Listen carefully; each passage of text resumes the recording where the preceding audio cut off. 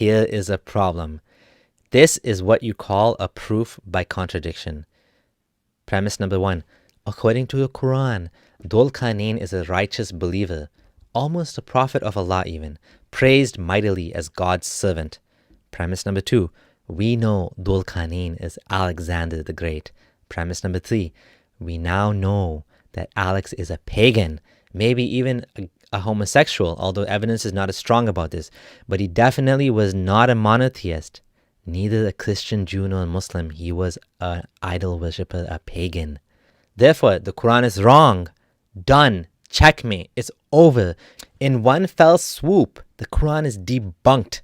You don't need any other arguments. History and architecture debunks the Quran, and it's called a proof by contradiction. But what's the evidence that Zulqarnain is Alex? This was provided by the scholar Wallace Budge in 1896. A large amount of similarities between the stories indicates that the two either share a common source or that the Quran is copied from the Alexander Syriac romance. Additional evidence to this fact is that when the Quran speaks about this, it says they ask you about Zulqarnain. So this is not some unknown entity. He was known. Not to mention, Zulqarnain means two horns, which Alex is known as possessing. Then there's recent archaeological discoveries that give even more evidence to this claim.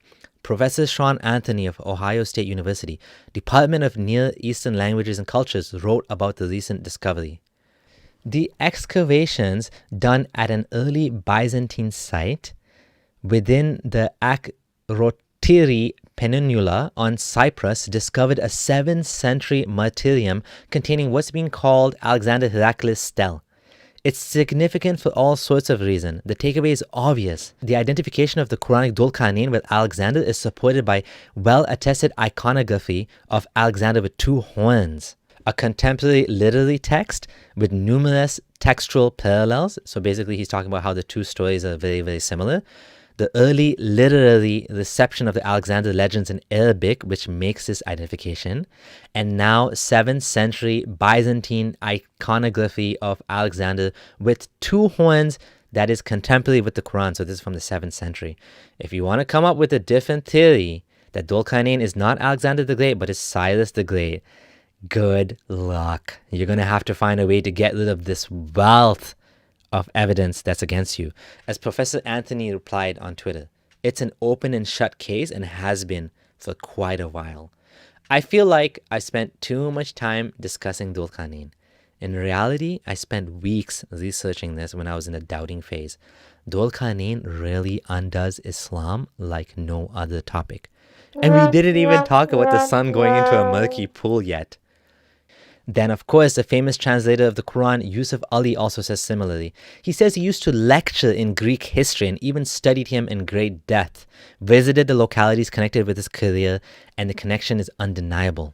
There is still more that I want to respond to. Yusuf Ali, the famous translator of the Quran, who studied Greek literature, believes that there is no doubt that Dhul can be no other than Alexander the Great. In his appendix he describes this man in great detail, which I have included here for your perusal.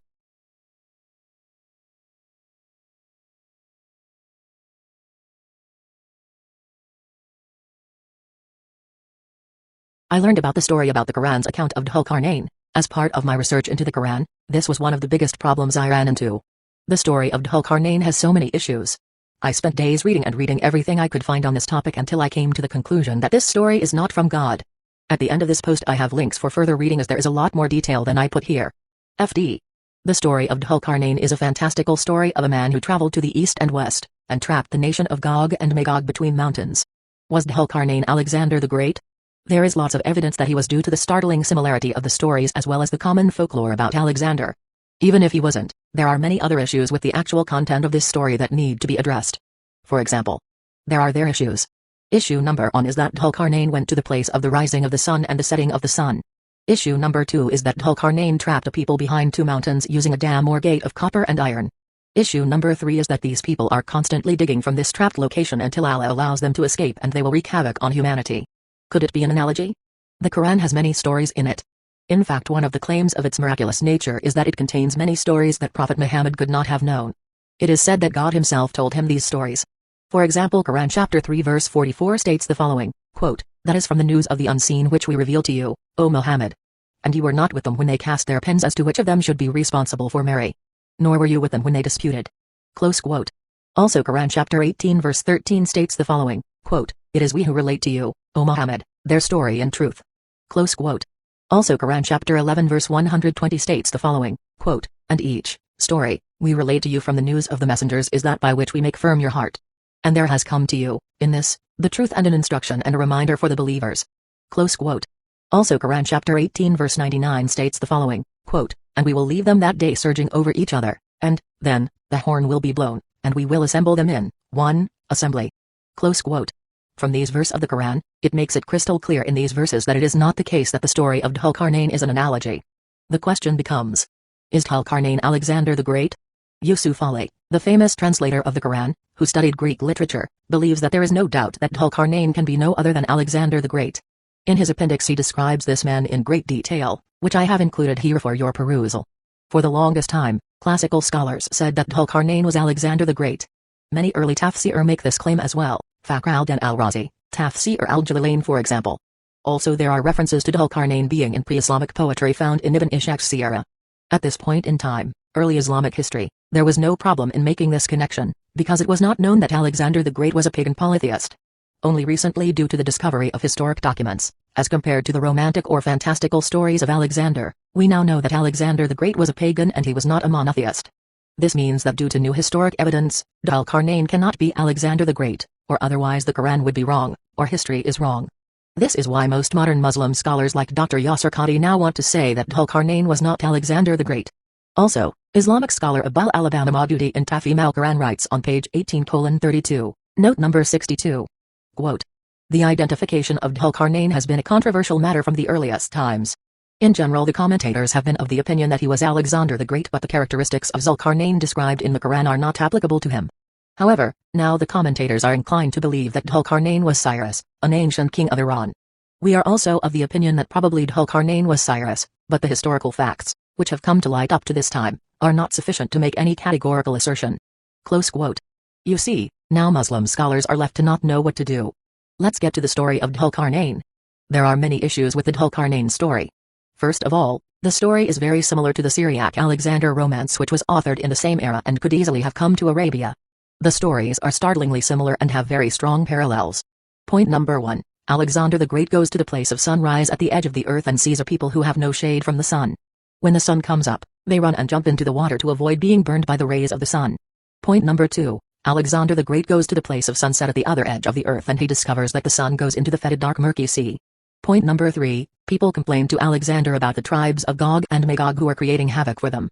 Point number 4. Alexander says he will build a dam or gate out of copper and iron, same two metals mentioned in the Quran, to trap them between the two mountains. So now we have a problem. We are faced with two possibilities. Either the Syriac Alexander romance was influenced by the Quran, or the Quran was influenced by the Alexander romance. Which one is it? This is our first doubt. Both of the stories are dated to the same time period, so we cannot rule out either possibility. The version recorded in Syriac is of particular importance because it was current in the Middle East during the time of the Quran's writing and is regarded as being closely related to the literary and linguistic origins of the story of Dhul-Qarnayn in the Quran. Secondly, the content itself of the story does not seem to be realistic. How can an entire nation of people be trapped between two mountains? The Alexander romance describes a flat earth surrounded by a murky sea. Also, the sun setting into the sea is a problem unto itself. Historical references to this story indicate it was understood literally in tafsir by scholars of Arabic and Quran. Not to mention the use of the language in describing this event. We know for a fact that Dhul-Qarnayn was known to the people at the time, based on the fact that they came to ask Prophet Muhammad about him. For example, Quran chapter 18, verse 83 says, quote, "And they ask you, O Muhammad, about Dhul-Qarnayn. Say, I will recite to you about him a report." Close quote. The title the two-horned was at least familiar to the Jews. This is evident from the fact they had instigated the Meccan unbelievers to ask the Prophet about him. One must, therefore, inevitably turn to Jewish literature or oral traditions from the time of Muhammad to find out who this person was or to establish what was the kingdom known as the Two-Horned. This simple statement really limits the scope of who Dhul-Qarnayn might be.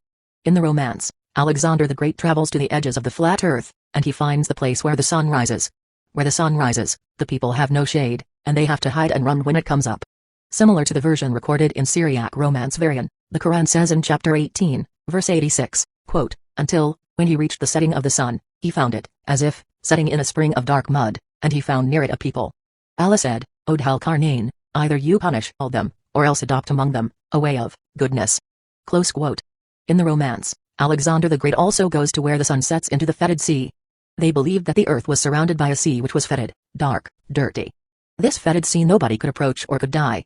Around the sea were mountains. Quran says in chapter 18, verse 86, quote, until, when he came to the rising of the sun, he found it rising on a people for whom we had not made against it any shield. Close quote. The story of trapping Gog and Magog between the mountains makes a lot of sense if you believe the world is flat, and that it is possible to trap Gog and Magog between mountains and the fetid sea. Quran chapter 18, verses 96 through 97, states, quote, bring me sheets of iron, until, when he had leveled all them, between the two mountain walls, he said, blow, with bellows, until when he had made it, like fire, he said, bring me, that I may pour over it molten copper. So Gog and Magog were unable to pass over it, nor were they able to effect in it any penetration. Close quote. Now let's talk about Zulqarnain and finding the gate.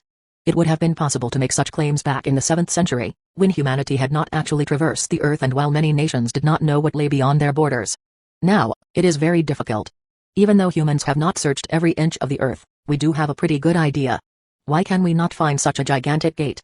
Some Muslims have theorized that Gog and Magog may be living under the earth according to the hollow earth theory. The idea that there are humans living inside the crust of the earth shows the desperation of Muslims trying to make sense out of a story that makes no sense. We also read that Omar al-Khattab himself tried to find the gate. Muhammad ibn Jarir al-Tabari, Volume 3, pages 235 to 239, states, quote, Omar sent, in 22 AH 643 AD, an expedition to Derbent, Russia. Abdurrahman bin Rabia was appointed as the chief of his vanguard. When Abdurrahman entered Armenia, the ruler Shahbaz surrendered without fighting. Then when Abdurrahman wanted to advance towards Derbent, Shahbaz, ruler of Armenia, informed him that he had already gathered full information about the wall built by Dhul-Qarnayn, through a man who could supply all the necessary details. Close quote. Now what are Gog and Magog? Some people say they are the Mongolians or the Huns. Some people say they are another race like humans but unlike humans. The Hadith literature gives some hints that they may be humans, or some sort of human creatures, but that point is not really important to our discussion. They are only mentioned twice in the Quran, once above, and the second time here. Quran chapter 18, verses 99, states, quote, and we will leave them that day surging over each other, and, then, the horn will be blown, and we will assemble them in one assembly. Close quote. They are however mentioned in the Hadith literature. Apparently they are still trapped behind this gate and mountain and are trying to scratch their way out of it. So far they have not succeeded. This mentioned in the Hadith Sahih Bukhari 60, 26. Quote, narrated Zainab bint Jahsh, that the Prophet, once came to her in a state of fear and said, none has the right to be worshipped but Allah. Woe unto the Arabs from a danger that has come near. An opening has been made in the wall of Gog and Magog like this, making a circle with his thumb and index finger. Zainab bin Jahsh said, O Allah's messenger, ! Shall we be destroyed even though there are pious persons among us? He said, yes, when the evil person will increase. Close quote. Now let's talk about the Great Dam.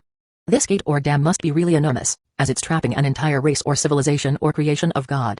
Yet nobody has ever seen this gate that has kept these creatures out. In fact, Omar sent an expedition to find this gate as recorded in Ibn Kathir and by the Muslim Geographic al-Hama'i, and of course they did not find any giant gate trapping an entire nation between two mountains. Apologists now will claim that the fact we cannot find this gate means it's a secret of the Quran. This is another major problem. Are we to take this story completely on faith? Do we have to believe that God hid this entire nation somewhere out of plain sight? When people mention that we are still finding undiscovered native tribes in the forests, these are small tribes with a handful of people, completely different story from Gog and Magog who will number 999 of 1,000 people on Earth at some point. Of course, the early Makkans didn't buy this, and they didn't see anything miraculous about these stories. This is what they said. And they say, the stories of the ancients he has got them written so these are read out to him morning and evening. Quran 25-5. In conclusion, Alexander the Great and Zulqarnain are one and the same person based on multiple evidences and parallels between the stories. Historical documents have shown that Alexander the Great was not a monotheist and was a pagan worshipper. At the time Alexander was portrayed as many things including a monotheist, which the Quran decided to portray him as. The Quran does not include the historical facts about Alexander, rather includes the mythical version of his story which is based on fantasy rather than truth. If we choose to discount history and instead accept the Quran and ignore the strong connection between Alexander the Great and Zulqarnain, we still have a problem to solve regarding the content of the story not making logical sense. Thus, it appears that the Quran is not the word of God but rather the work of a man in the 7th century.